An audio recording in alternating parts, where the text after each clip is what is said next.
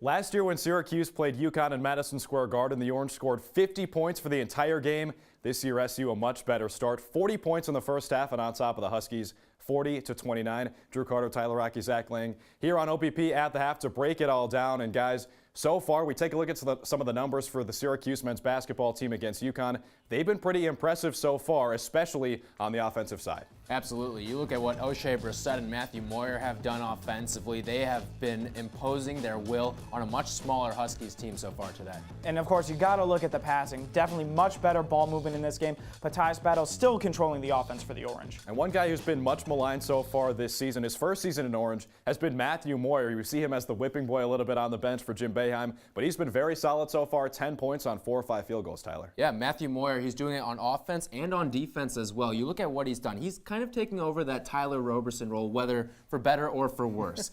What he's been doing out there offensively is being a hustle guy. You saw that huge tip slam. I mean, those are plays that are going to keep you in the game because, remember, right before that, he had just traveled. And I think Jim Boeheim was pretty close to yanking him out of the game, but you make plays like that, again, 2 + 2 = 4.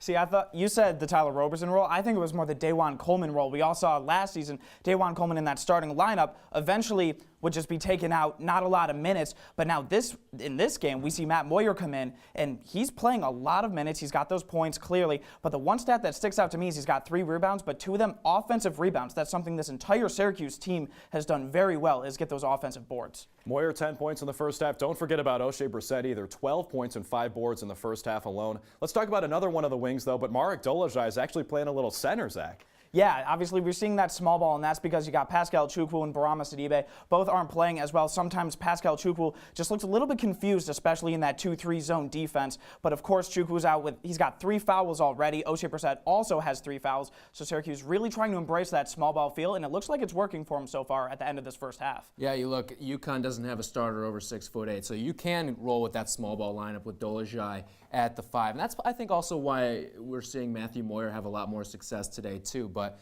you look at what Barama Sidibe's knees have kind of hobbled him the last couple of games, too. He blew an early layup, and I think part of it had to do with his knees. And you're going to need to rely on a small ball lineup, and the Huskies are the perfect team to do it against. And, of course, we can see those knees on Matt Moyer, too, especially with those short shorts, right? Hey, the short shorts are working tonight. They got the magic in the shorts. 40-29, SU on top of UConn at halftime. Guys, before we get out of here, predictions for the rest of the game. I'm taking Syracuse in this one, 88-65, a dominant first half, and that's not going to change.